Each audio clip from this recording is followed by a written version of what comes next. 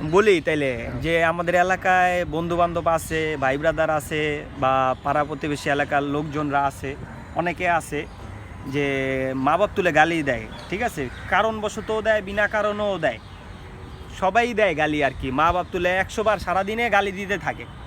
তাই এদের জন্য আমার একটা সংক্ষিপ্ত কথা আছে, যারা এরকম মা বাপ তুল্লা সারাদিন গালি দেয় কোনো কারণ ছাড়া, তাদের হলো জন্মের ঠিক নাই। এক কথা, তাদের জন্মের ঠিক নাই। আর কোরআন হাদিসের যদি তরিকা যাই, তাহলে তারা যদি হাসতে হাসতেও একটা গালি দেয়, তাদের এই গালির জন্য তাদের কবরে একটা বিচ্ছু জন্ম নেয়। যদি কোরআন হাদিস অনুযায়ী তারা পাপ কামাইতেছে, তার মানে এমন হইতাছে যে আমার ভাইকে, আমার বন্ধুকে আমি একটা গালি দিলাম। গালি দেওয়া মানে কি, তারও জাহান্নামে, আমিও গেলাম জাহান্নামে, তারেও নিয়ে গেলাম জাহান্নামে, আর কি হাত ধরে জাহান্নামের আগুনের দিকে নিয়ে গেলাম, আগুনে পোড়ার জন্য। এরকম বিষয়টা এরকম দিতে হয়েছে। ওলামা ইকরামেরা ভালো আছে, ওনারা ভালো জানে এই বিষয়টা, ওলামা ইকরামেরা ভালো জানে।